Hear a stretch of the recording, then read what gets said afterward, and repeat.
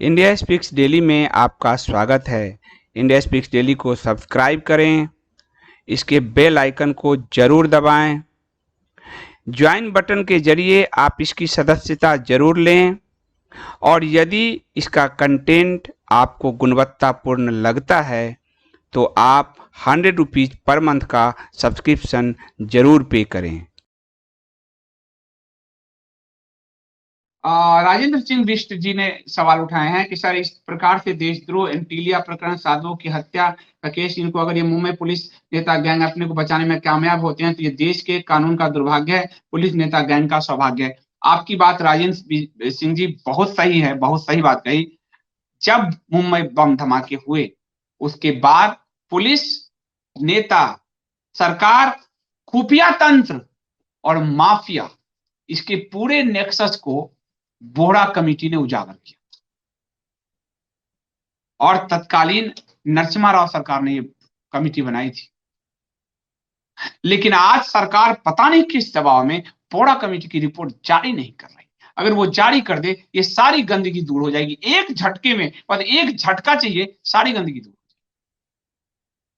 और आप जानते हो कि पिछले 2-3 साल से मैं लगातार बोहरा कमेटी की मांग कर रहा हूं, आपको ध्यान होगा, मैं लगातार प्रयास कर रहा हूं और करते रहेंगे। पुलिस सहाय जी कह रहे हैं संजीव जी, लड़ना हमारा काम है और लड़ेंगे भी, लेकिन ईश्वरीय न्याय व्यवस्था में भी कोई भी कर्म दबता नहीं है, ऐसा मेरा अनुभव है। समय आने पर दंड अवश्य मिलेगा, मिल ही रहा है। आप बात ठीक ही कह रहे हो। देख लो, सत्ता हथियाए थे और अब मंद बुद्धि पैदा हो रहे हैं। दोनों पागलों की तरह, एक गंगा में डुबकी लगा रहा है, एक जनेऊ पहन रहा है। देखो पागलों को। और पागल को मुझे एक उस माता जी ने एक फोन किया हमारे ऑफिस में, संदीप जी जो माफिया है मुंबई का, उसका चेहरा बिगाड़ के दिखाते हैं, मुझे पसंद नहीं आता, तो मैंने कह नहीं सकता, लेकिन न्याय तो मिला हुआ।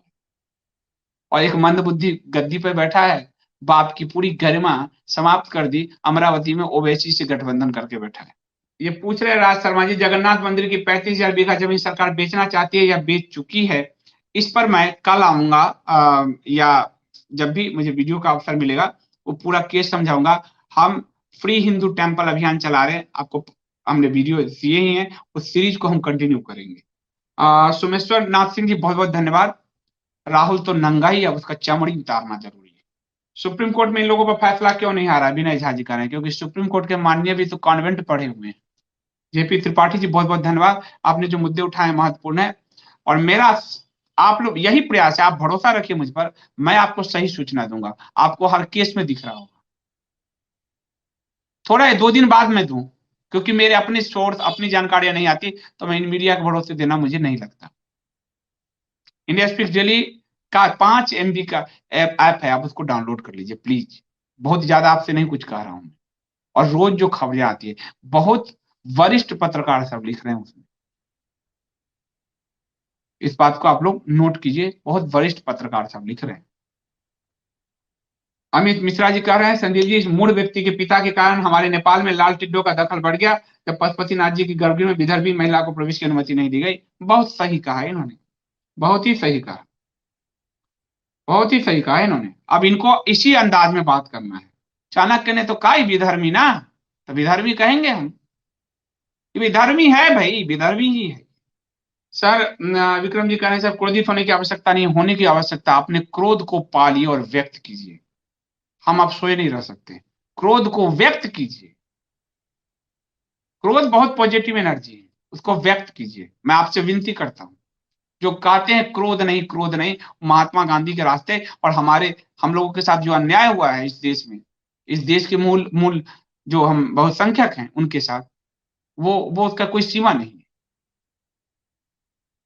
जो लोग दिख रहा है मुझे, जो लोग सब्सक्रिप्शन पे कर रहे हैं उनका बहुत धन्यवाद।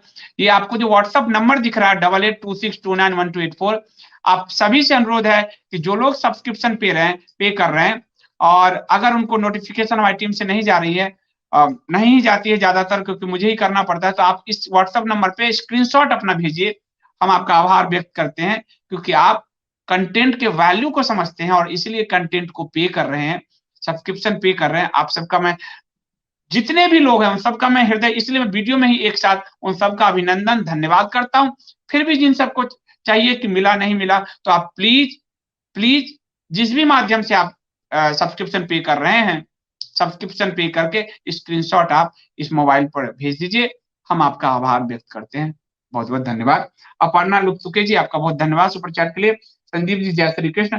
आपके लाइव तो शेयर करते हैं ग्रुप में, पर क्या बाकी प्लेटफॉर्म जैसे कूट ट्वीट पर शेयर कर सकते हैं? हाँ, क्यों नहीं कर सकते। कूपर कूपर भी मैं हूँ, ट्वीट पर भी मैं हूँ, सब पे हूँ।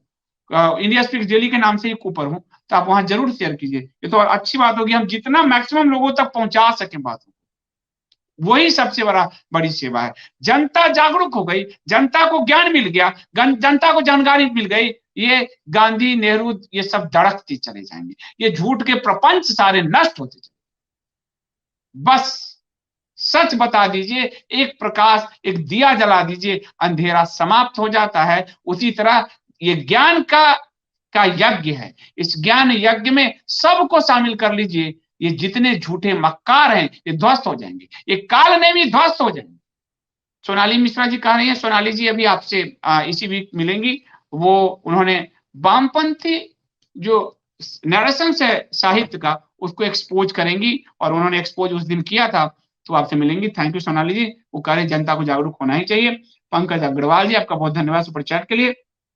चरण सिंह जी कह रहे हैं किसी दिन पुष्पेंद्र जी को बुलाएं। पुष्पेंद्र जी सब जगह जा ही रहे हैं, आप लोग उनको सुन ही रहे हो, वही बात सब जगह वो बोल ही रहे हैं, वो आप सुन ही रहे हो। तो इसलिए मेरा ज्यादातर फोकस्ड होता है कि आपको न्यूज की उस गहराई तक ले जाऊं। तो कई बार दो चार लोगों के विमर्श में वो गहराई दब जाती है। तो मैं आपको जो, और बाकी चैनल तो अच्छा काम कर रहे हैं, देखो कल मैं जयपुर डायलॉग पे था, नीरज अत्री जी हैं, बाकी सब लोग अच्छा काम कर रहे हैं, और पुष्पेंद्र जी भी बहुत अच्छा काम कर रहे हैं। तो सब जगह जा ही रहे हैं, बोल ही रहे हैं। तो आप अलग अलग रसास्वादन करो आप, वो ज्यादा अच्छा है। महाराणा प्रताप, अरे वाह, बहुत बहुत धन्यवाद आपका सुपर चैट के लिए।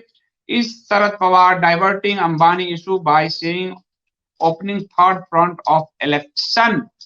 वो थर्ड फ्रंट ऑफ इलेक्शन कह के महाराणा प्रताप जी, शरद पवार सरकार पर, साफ बता रहा हूं, मोदी सरकार पर दबाव बनाने का प्रयास कर रहा है, ये खेल खेल कर कि इस जांच को रोको, नहीं तो हम थर्ड फ्रंट बना के हम गोल बंद करेंगे तीसरे मोर्चे को। विपक्ष विहीन मत समझना, ये शरद पवार ने इनडायरेक्टली केंद्र सरकार को धमकी दी है। मैं साफ बोल देता हूं, नहीं बोलना चाह रहा था ये, उसने ये, यानी वो अंदर तक वो लोग हिले हुए हैं। वाजे के केस अगर जड़ तक गया तो ये नष्ट हो जाएंगे, जड़ तक नहीं हुआ तो कुछ नहीं होगा। और मुझे डर है, क्योंकि सुशांत केस हमने देख चुके हैं हम, और बोहरा केस हम देख चुके हैं, और आज जिस तरह से मीडिया ने डाइवर्ट किया है कि बाजे इज्जत के लिए, कोई पुलिसकर्मी इज्जत पाने के लिए बम प्लांट करता है, अरे क्या मूर्खता है भाई।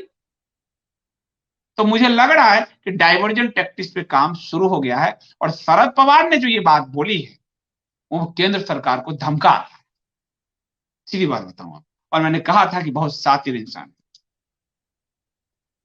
ओम प्रकाश जी ने कमेंट किया था कि सीरियल था सास भी कभी बहू थी, तो जज भी कभी कांग्रेस के राज में। Thank you so much.